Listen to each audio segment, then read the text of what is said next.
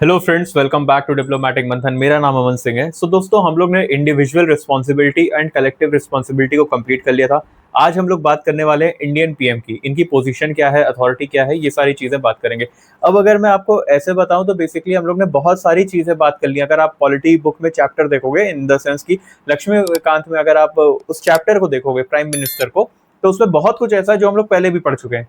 जैसे उसमें आपको दिखाया गया है कि जो प्रेसिडेंट के साथ कैसे रिलेशन होते हैं, तो उसमें आर्टिकल 78, 75, 72 ये सारी चीजें, 72 सॉरी कह रहा हूं मैं, 75 और 78 भी दिया गया है उसमें। 74 भी दिया गया हुआ है कि council of minister is there to advise the aid and advise the president particularly. तो वो सारी चीजें हम लोग पहले ही पढ़ के आ चुके हैं।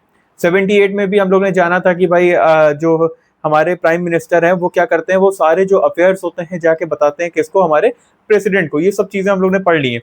तो आज जो चीजें हैं जो उसमें कोर टॉपिक्स हैं कि प्राइम मिनिस्टर के होने ना होने से क्या फर्क पड़ने वाला है पर्टिकुलर हमारे इस काउंसिल ऑफ मिनिस्टर्स पे और प्रेसिडेंट पे और भी चीजों पे, जो भी सारे वर्क चल रहे हैं उस पे, वो हम लोग को आज ध्यान में रखना है। तो अब आइए स्टार्ट करते हैं, position and authority of Indian PM. अब देखिए, एक स्कूल तो ये सोचता है, स्कूल इन द सेंस आप समझ सकते हो कि मैंने क्या बोला है, बिलीव्स चेंज होते रहते हैं। एक स्कूल सोचता है कि हाँ भाई, जो पीएम है वो किस चीज का है, वो बोलते हैं कि he is the first among equals, है ना। और एक स्कूल सोचता है कि नहीं, यही एकदम असली हेड है, एग्जीक्यूटिव हेड जो है वो यही है देखा जाए तो। तो अब कौन सा स्कूल सही है, कौन सा गलत, ये सब हम लोग इसके माध्यम से आज जानने वाले। तो अब क्या होता है ना कि देखिए, एक सोचते हैं कि जो प्राइम मिनिस्टर है, प्राइम मिनिस्टर जो है वो क्या है, वो फर्स्ट अमंग द इक्वल्स है, फर्स्ट अमंग इक्वल्स। अब फर्स्ट अमंग इक्वल्स का मतलब क्या हो गया? फर्स्ट अमंग इक्वल्स का मतलब क्या, कि मतलब कि भाई जो भी एग्जीक्यूटिव डिसीजंस होते हैं, जो भी डिसीजन लिए जा रहे हैं, कुछ भी एग्जीक्यूटिव डिसीजन लिया जा रहा है सीओएम द्वारा, मतलब काउंसिल ऑफ मिनिस्टर्स द्वारा, उसमें जो पीएम होते हैं वो क्या होते हैं, हेड होते हैं। तो कहीं ना कहीं इन्हीं को तो देखा जाता है, इन्हीं का तो फेस आता है। पीएम इज द फेस, मतलब फेस जो ले रहा है वो पीएम हो रहा है। जैसे कहा जाता है, अगर आपने ध्यान दिया होगा कि डिफेंस मिनिस्ट्री ने, मान लीजिए डिफेंस मिनिस्ट्री जो है उसने कोई भी एग्जांपल ले रहा हूं मैं, कि डिफेंस मिनिस्ट्री ने मान लीजिए राफेल खरीदा। अब राफेल खरीदा, लेकिन क्या बोला जाएगा कि प्रधानमंत्री नरेंद्र मोदी जी ने राफेल खरीदा। तो समझ गए, ये क्या हो गया कि फेस कौन होता है इसमें, पीएम। इसमें फेस होते हैं पीएम, समझ गए। तो ये चीज हम लोग बोलते हैं। अगर इसका मैं आपको एक वर्ड बताऊं तो इसको एक वर्ड से जाना जाता है। इसको अगर आप लिखोगे ना आंसर राइटिंग में तो बहुत अच्छा आपको फर्क पड़ेगा, प्राइमस इंटर परेस।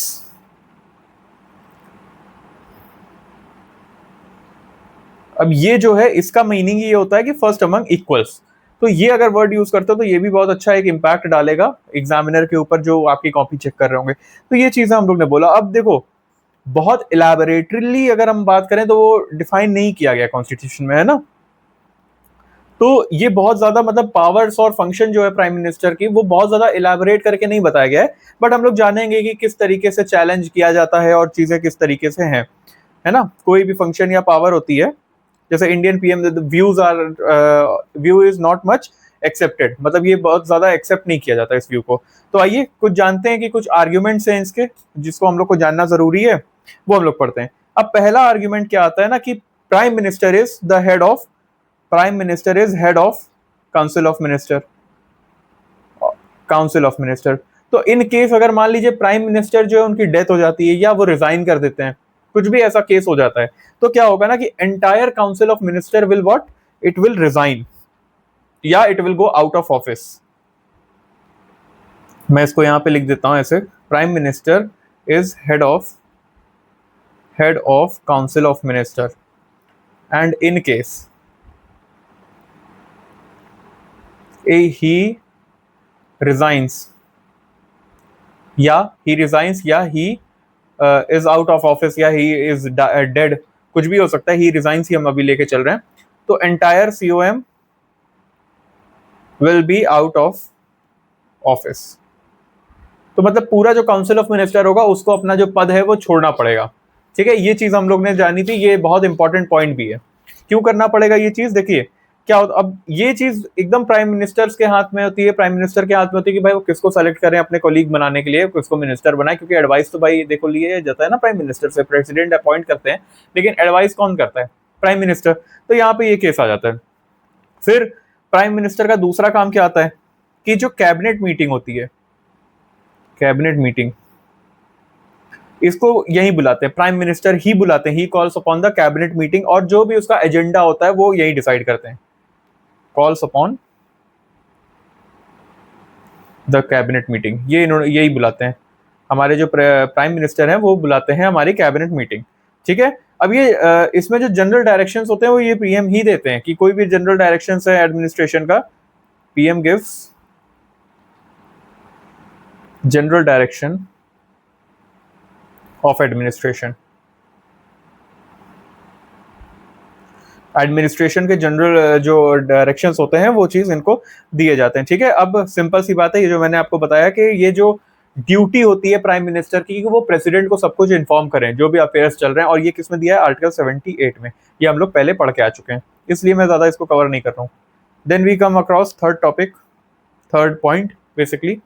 अब इसमें क्या होता है ना, कोई भी इंपॉर्टेंट पॉलिसी हो गई, पॉलिसी, कोई भी इंपॉर्टेंट पॉलिसी हो गई, या कोई भी डिसीजन हो गया कंट्री में अपने, इसको कौन अनाउंस करेगा, पीएम। और ये पीएम के ऊपर है कि वो अनाउंस करें या कोई और अनाउंस करे, but it is prerogative to PM only. Prime ministers के ऊपर ये है ये कि भाई वो इसको अनाउंस, जैसे याद है आपको नोटबंदी जब हुई थी, डिमोनेटाइजेशन जब हुआ था, तो किसने बोला था, ये प्राइम मिनिस्टर नहीं बोला था। तो वो उन्हीं के ऊपर है कि भाई इस चीज को कौन पहुंचाएगा ये बात जनता तक, ठीक है, जनता तक ये सारी बातें कौन बचाएगा। ये 3 पॉइंट मैंने आपको बताए, लेकिन ये 3 पॉइंट थोड़े से इंपॉर्टेंट है, रीजन बीइंग क्योंकि बुक में हम लोग ने बाकी सारे पॉइंट्स पढ़ लिए, बट ये कुछ पॉइंट्स थे, 3 पॉइंट जिसको हमें समझना थोड़ा सा इंपॉर्टेंट था, ठीक है। ये पॉलिसी फॉर्मेशन, डिसीजन, अगर आप पूरी वीडियो देख के आओगे, पूरा सीरीज करते हुए चले आओगे, तो सब कुछ कवर हो चुका है। देन इसीलिए मैं आज इस पर्टिकुलर प्राइम मिनिस्टर में नहीं कर रहा हूँ, जो चीजें हम लोग ने बहुत ज्यादा नहीं कवर की है उसको हम लोग बात कर रहे हैं। जैसे कुछ पॉइंट्स आते हैं हमारे, देखिए अब पीएम जो है, इनकी जो पोजीशन है वो अफेक्ट तो नहीं हो सकती, लेकिन फिर भी कुछ ना कुछ फैक्टर्स होते हैं जो डायरेक्टली तो नहीं, बट हाँ इनडायरेक्टली कहीं ना कहीं जो पोजीशन है उसको, पोजीशन या अथॉरिटी है उसको कहीं ना कहीं चैलेंज करते हैं या उसको अफेक्ट करते हैं, बोले हम चैलेंज तो नहीं लेकिन अफेक्ट जरूर करते हैं। वो कैसे हैं, एग्जाम्पल देता हूँ आपको, चलो आपको एक एग्जाम्पल देता हूँ। देखो डायरेक्टली नहीं है ये सब, इनडायरेक्टली है, ठीक है। तो अब वो चीजें हम लोग को जाननी, कुछ फैक्टर्स हैं ऐसे, यहाँ पे लिख देते हैं। अच्छा एक चीज याद रखिएगा, ये मैंने बोला है कि ये डायरेक्टली नहीं है, तो ऑब्वियस सी चीज है कि ये जब डायरेक्टली नहीं है तो this will only work in your answer writing. Questions आपके अगर कहो कि प्री में ऐसे आ जाएं इससे रिलेटेड, तो मुझे थोड़ा सा लगता है कि नहीं आएंगे, बट हाँ मेंस में क्योंकि पर्सपेक्टिव का बात होती है, मेंस जो होता है उसमें आपके पर्सपेक्टिव को जांचा जाता है, मेंस में आपके पर्सपेक्टिव को ज्यादा देखा जाता है एज कम्पेयर टू कि क्या आपने लिखा है ना। वो भी देखो लिखा तो है वो जरूरी है, बट आपका ओपिनियन भी बहुत मैटर करता है वहां पे। मतलब अगर आप कहोगे कि एक पेपर देते हो उसमें 50% आपका ओपिनियन मैटर करता है कि आप कैसा सोच रहे हो। पीटी मतलब पर्सनालिटी टेस्ट में तो होता ही है, बट ये भी बहुत इंपॉर्टेंट है ना। तो अब देखिए क्या होता है ना कि इसके कुछ फैक्टर्स हैं जो हमारे पीएम के पोजीशन या अथॉरिटी को क्या कर सकते हैं, अफेक्ट कर सकते हैं, वो हमें पढ़ना है। आइए, factors that affect position of Indian PM. चलो ये हम लोग ने देख लिया। अब क्या होता है, देखिए अगर मान लीजिए क्या होता है, जैसे एग्जांपल मैं आपको देता हूं, 2014 का इलेक्शन जिसको जिसको भी याद होगा, उसने क्या था, 2014 के इलेक्शन में there was a term used, उस इलेक्शन में पूरे एक टर्म यूज हुई थी, मोदी लहर, है ना, मोदी लहर एक टर्म यूज हुआ था।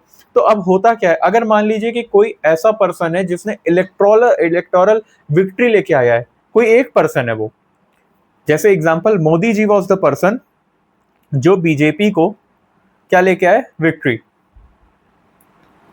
ठीक है। मोदी जी वाज द पर्सन जिनकी वजह से क्या हुआ, जिनकी वजह से बीजेपी जो गवर्नमेंट है वो सत्ता में आई। तो यहां पे मोदी जी की जो वैल्यू है वो कैसी हो गई, बिल्कुल हाई हो गई, है ना।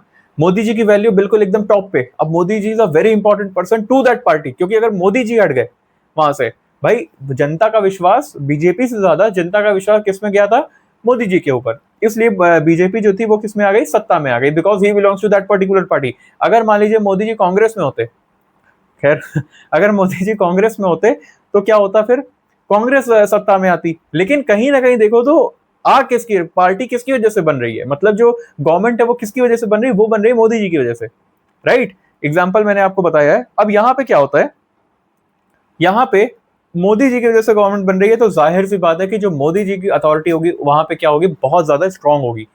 क्योंकि अगर उन्होंने अपना जो भी वो है, अगर अपना भी उन्होंने खींच लिया सपोर्ट, तो फिर BJP will not be in a government, BJP will not make government. तो ये चीजें आती है। तो अगर मान लीजिए कि पीएम जो कैंडिडेट है उसने क्या लेके आया है, वो इलेक्टोरल विक्ट्री लेके आया है, इलेक्टोरल विक्ट्री लेके आया है किसी भी पार्टी को, है ना, अपने अपने पर्टिकुलर पार्टी को, तो वहां पे पोजीशन और अथॉरिटी जो होगी वो ज्यादा होगी। लेकिन अगर यही इस केस ले लीजिए मनमोहन सिंह जी का, इसके पहले मैं देखो कुछ भी नेगेटिव नहीं बोलना चाह रहा हूँ, बट आपको एक्सप्लेन करने के लिए आई नीड टू से दिस। मनमोहन सिंह की वजह से नहीं आई थी गवर्नमेंट, मनमोहन सिंह की वजह से वहां पे कांग्रेस गवर्नमेंट नहीं बनी थी, मनमोहन सिंह जी जो थे उनकी वजह से गवर्नमेंट नहीं बनी थी। तो अब आप अगर कंपेयर करो, I am not saying this, है ना, बट अगर आप कंपेयर करो मोदी जी की पर्सनालिटी और मोदी जी की authority in BJP and Manmohan Singh ji की अथॉरिटी इन कांग्रेस, तो आपको डिफरेंस समझ में आ सकता है। I am not saying anything, but इस चीज में आपको डिफरेंस समझ में बिल्कुल अच्छी तरीके से आ सकता है, ठीक है। तो यहाँ पे हो जाता है कि अगर जो पर्सन जो कैंडिडेट है वो इलेक्टोरल विक्ट्री लेके आ रहा है, तो पोजीशन क्या होगी उसकी, हाई होगी। अथॉरिटी क्या होगी, अथॉरिटी क्या होगी, बढ़िया एकदम मस्त अथॉरिटी होगी। क्लियर है ये चीज। फिर आता है दूसरा पॉइंट कि भाई अब क्या है। अब देखिए पीएम जो होता है ना is a relatively having a superior authority. उनके पास मतलब कहीं ना कहीं थोड़ी सी एक्स्ट्रा पावर तो होती है एज कंपेयर टू जो सिंगल पार्टी गवर्नमेंट जो होती है उसमें। अगर मैं बात करूं पीएम की पावर, पीएम की जो पावर होती है, अगर मान लीजिए गवर्नमेंट जो है वो सिंगल पार्टी है, सिंगल पार्टी गवर्नमेंट है ना, तब यहां पे इनकी पावर जो होगी वो हाई होगी। लेकिन अगर मान लीजिए कि कोalition गवर्नमेंट है, मतलब कि गठबंधन की सरकार है, गठबंधन की सरकार में क्या होता है कि पीएम की जो अथॉरिटी होती है वो थोड़ी सी कम होती है। PM authority is less in गठबंधन सरकार, जिसे हम लोग कोalition गवर्नमेंट कहते हैं। कोalition गवर्नमेंट में इनकी जो सत्ता होती है, सरकार होती है, जो कोalition गवर्नमेंट से बनती है, गठबंधन से बनती है, उसमें पीएम की अथॉरिटी थोड़ी सी कम हो जाती है। क्योंकि जाहिर सी बात है कि लोगों के अंदर ये रहता है कि यार अगर मान लीजिए मैंने बात नहीं मानी तो ये अपना जो वो है सपोर्ट है वो खींच लेंगे, और सपोर्ट खींचने की वजह से क्या हो जाएगा, हमारी जो गवर्नमेंट है वो गिर जाएगी, तो हम भी पीएम नहीं रह जाएंगे। तो इस वजह से अभी आपने देखा होगा इसी इलेक्शन में, जो अभी रिसेंट इलेक्शन गया है उसमें आपने देखा होगा लोकसभा का, यही सब चीजें चल रही थी, है ना। तो ये सारी चीजें इसमें मैटर कर जाती हैं। फिर आता है देखिए, अब मान लीजिए if there are other members in cabinet, है ना, कोई अदर मेंबर्स हैं, other member in cabinet, other member in cabinet, कोई अलग से कोई और भी मेंबर्स हैं कैबिनेट में जो कि इन्फ्लुएंशियल हैं, कैरिज्मेटिक हैं, ज्यादा हैं कैरिज्मेटिक पीएम से। एग्जाम्पल आप फिर वही ले सकते हो 2014 के पहले वाला जो टेन्योर था लोकसभा के 10 साल, उसमें आप देख सकते हो कि कैबिनेट के मेंबर जो थे वो ज्यादा इन्फ्लुएंशियल थे as compare to mister PM. तो यहाँ पे भी वो चीजें देखा जाता है कि जो पीएम की अथॉरिटी है वो क्या हो जाती है, वो क्वेश्चन हो जाती है, क्वेश्चन मार्क बन जाती है। भाई कहीं ना कहीं ये चीजें होती हैं, समझ गए। तो ये एक इंपॉर्टेंट पॉइंट है, ये 3 पॉइंट है जहां पे आपको देखने के लिए मिलेगा कि जो प्राइम मिनिस्टर की जो पोजीशन है कब ज्यादा होती है, मतलब इन द सेंस कब अथॉरिटी उनकी ज्यादा अच्छी होगी, कब अथॉरिटी उनकी थोड़ी कम होगी। अगर इलेक्टोरल विक्ट्री लेके आ रहे हैं तो ऑब्वियस चीज है कि मेरी वजह से जीती हो भाई, मेरी वजह से जीती है ये पर्टिकुलर पार्टी, तो मैं ही इसमें कहीं ना कहीं थोड़ा सा इन्फ्लुएंशियल रहूंगा। Example in UP, Yogi ji is the thing, not BJP. BJP समझ गए, बीजेपी अपना सेकंड टर्म जो विन की है वो सिर्फ और सिर्फ योगी जी की वजह से की है। अगर किसी और का फेस लाके कर दो तो मुझे नहीं लगता है कि इतना आसान होगा, क्योंकि बहुत अच्छी फाइट मिली थी। इस बार का जो इलेक्शन हुआ था उसमें भी बहुत अच्छी फाइट थी, बट कहीं ना कहीं योगी जी का फेस जो था उस वजह से, बिकॉज डेफिनेटली उन्होंने काम किया है, तो फेस की वैल्यू है, नॉट पार्टी की।